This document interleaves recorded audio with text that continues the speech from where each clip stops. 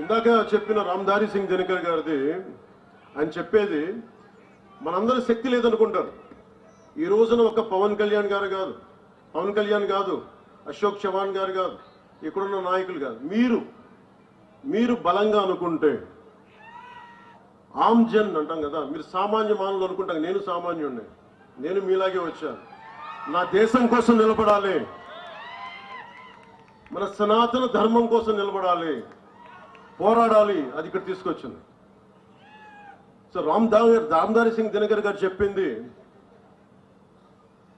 राष्ट्र कवि कहते हैं जनता या आम जन के हुंकारों से, उसके उग्र रूप से, आम जन की ललकार से सामान्य भवन तो क्या, बड़े बड़े मजबूत महलों की नींव भी उखड़ जाया करती है.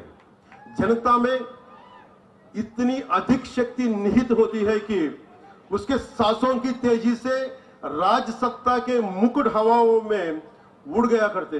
మీరు నిజంగా ఒక్కసారి మీరు ఎంత నిద్రాణమైన శక్తి ఉందంటే, మీరు బయటికి వస్తే మహామహులు పెట్టుకుని ఈ దేశాన్ని విచ్ఛిన్నం చేద్దామని హైదరాబాద్ నుంచి వచ్చే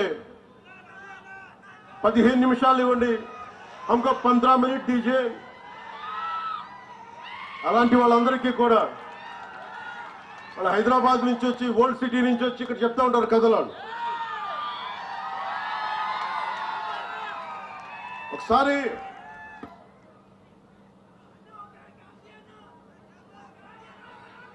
ఒక్కసారి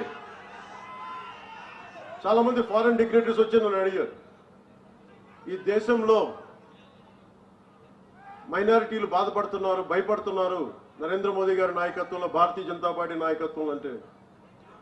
నేను ఒకటే చెప్పాను, హైదరాబాద్ లో కూర్చొని, ఓల్డ్ పాత బస్తీలో కూర్చొని పోలీసులు 15 నిమిషాలు కళ్ళు మూసుకు కూర్చుంటే హిందువులకు మేమేంటో చూపిస్తాం. నాకెవరో చెప్పాలనిపించింది, ఇది ఛత్రపతి శివాజీ నేల, ఇది ఇలాంటి ధమ్కీలకి భయపడం.